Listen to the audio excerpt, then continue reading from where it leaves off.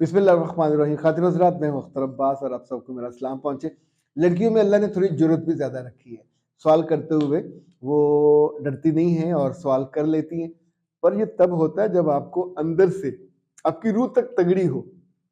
रबील ने कहा कि सर मैं हॉस्टल में रहती हूँ और जिस यूनिवर्सिटी का उन्होंने नाम भी लिखा, मैं नाम नहीं ले रहा, लाहौर में है, बहुत बड़ी यूनिवर्सिटी है। वो कहती हैं कि रात सोने से पहले हमारी दोस्तों के, लड़कियों के जो ग्रुप हैं वो बैठ के बातें करते हैं और मेरे कमरे में आ जाते हैं। चूँकि एक कमरे में ये वो डॉर्मेटरी नहीं है, ये इसमें कुछ सिंगल वाले हो जाते, जब सीनियर हो जाते हैं, कुछ में 3-3 होते हैं। तो 3 तो इनके अपने रूममेट हैं और 2-3 साथ वाले कमरों से आ जाती हैं। वो कहती हैं कि आके ये गंदी-गंदी बातें करती हैं और वो उससे कहती हैं ये सेक्स फैंटेसी है हमारी और हम किसी और से बयान नहीं कर सकते, इसलिए आपस में हम खुल के बयान करते हैं। मुझे समझ नहीं आती कि मैं क्या करूँ? मुझे ना सिर्फ़ वो शर्मिंदा करती हैं, मेरी बेइज़्ज़ती करती हैं, मेरा मज़ाक उड़ाती हैं और मैं बहुत तंग हूँ। अगर मैं आपको सुनती चूँकि आ रही हूँ, अगर आपको ना सुनती तो मैं बहुत लिटरली अकेली पड़ जाती। तो मुझे लगता है कि आप मुझे इस मसले से निकलने का कोई हल बताएँगे।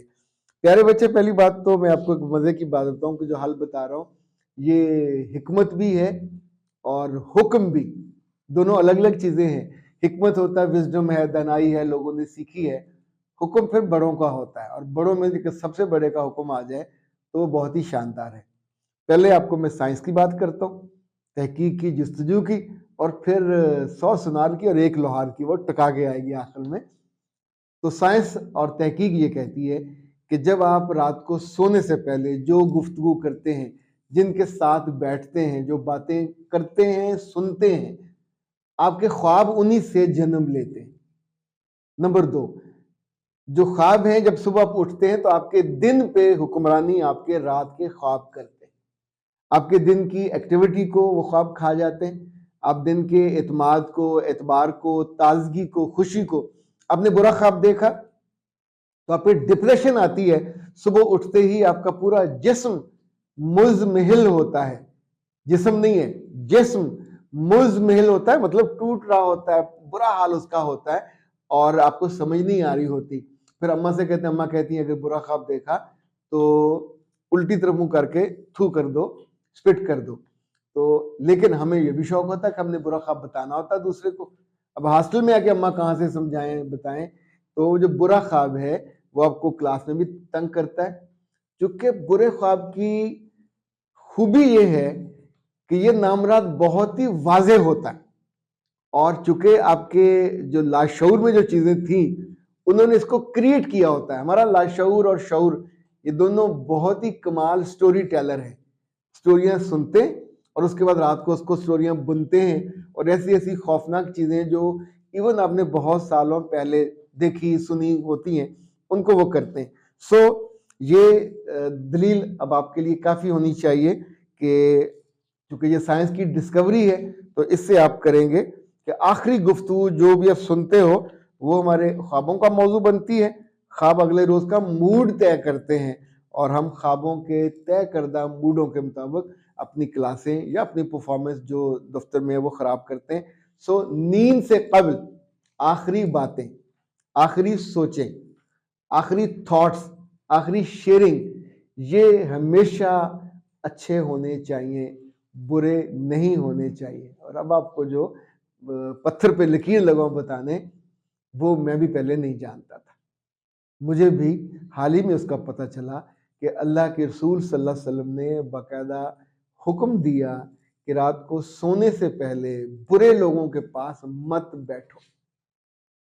यानी ये इतनी क्लियर फरमान है, उनके दरमियान मत सोया करो जो सोने से कबल बुरी बातें करते हैं।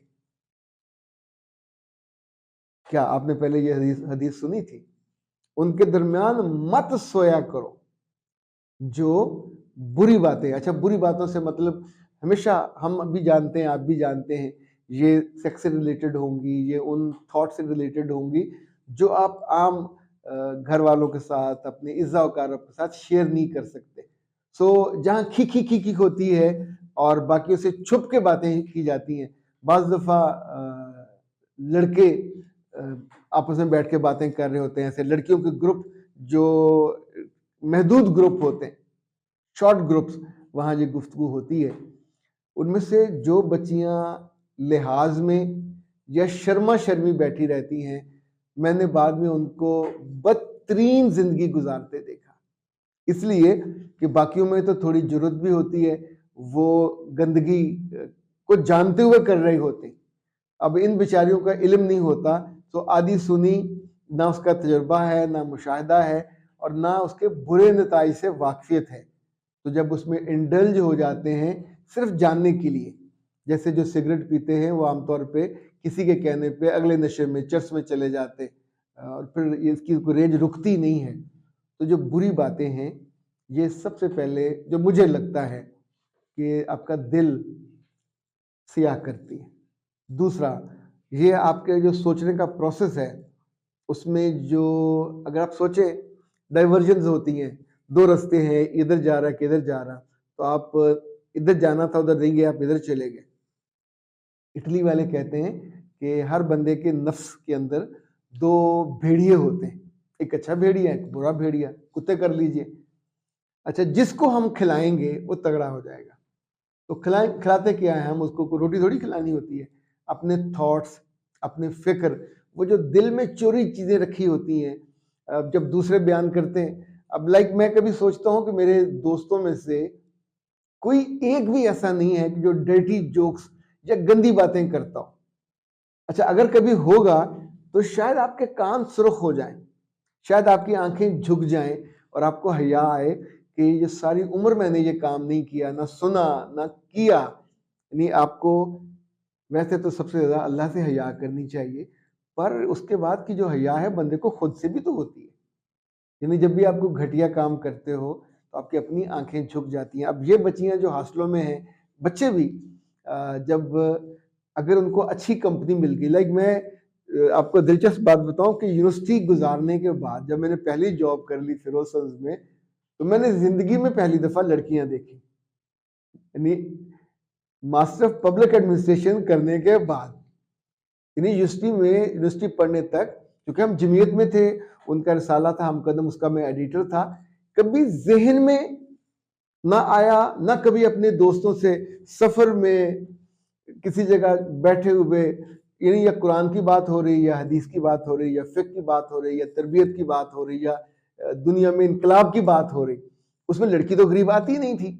अच्छा, इसी तौर पे जो लड़कों में बुरी लतें होती हैं, तो जब आपकी मजमूई कंपनी में नहीं है तो आप उन कमजोरियों से, खराबियों से भी बचे रहते हैं।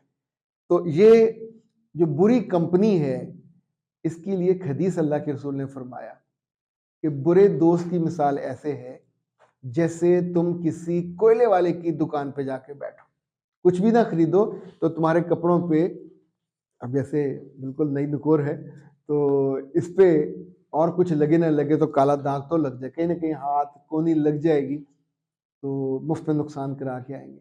अच्छे दोस्त की मिसाल ऐसे है कि जैसे आप किसी खुशबू वाले की दुकान पे हो, ना भी खरीदो तो वापसी पे आपके हाथ, आपके कपड़े कहीं ना कहीं से महक आ रही होती है। तो ऐ मेरी प्यारी बेटी और ऐ मेरी प्यारी बच्चियों, जो यूनिवर्सिटियों में पढ़ते हो, कॉलेजों में पढ़ते हो, हॉस्टलों में रहते हो, या जॉब के दौरान भी हॉस्टलों में, तो ये कोई कंपल्शन नहीं है, उस हॉस्टल में रहने पे वाजिब और फर्ज नहीं है कि आप गलाजत में गोते खाओ। लोग गंदी गलीज बातें कर रही हैं या कर रहे हैं तो आप शर्म शर्मी मुंह नीचे करके सुनते रहो, आप वैसा बन जाओगे, वैसा सोचने लग जाओगे, और आपके कल ख्वाब भी वैसे होंगे। और आखिरी बात, जब अल्लाह के रसूल ने मना कर दिया कि ऐसे लोगों के बीच में मत सो, अपना कमरा बदल लीजिए, अपना ग्रुप बदल लीजिए, और अगर हिम्मत नहीं है तो हिम्मत पैदा कीजिए, क्योंकि अदरवाइज ये होगा, you would be like a sucker. तो जो सकर्स होते हैं ये कभी केला नहीं बनते, ये कभी निष्कर भी नहीं बनते, ये हमेशा बड़े गंदे गलीज बदबूदार पौधों के नीचे रहते रहते रहते रहते वैसे ही ठिगने रह जाते हैं।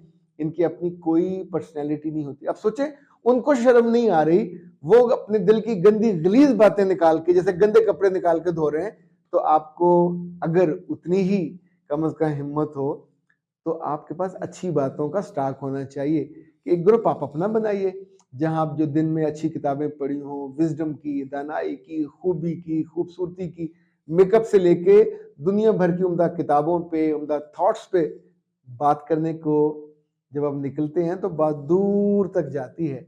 ये जो खुशबू है ज़िंदगी में खूबसूरत लफ्ज़ों की और थॉट्स की, ये ज़्यादा ताकतवर है। बदबू वहीं रहती है पर खुशबू तो सारे में फैल जाती है। सारे का मतलब होता है जंगल, वसी दुनिया।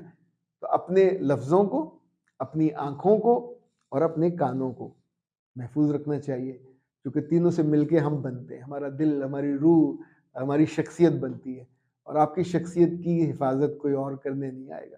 किसी को क्या तकलीफ है? अपनी शख्सियत के घर की दीवारों को ऊँचा रखना चाहिए, दरवाज़े बंद रखने चाहिए और बुरी हवा को तो बिल्कुल आने की इजाज़त ही नहीं होनी चाहिए। अख्तर अब्बास को दीजिए इजाज़त। अस्सलाम वालेकुम।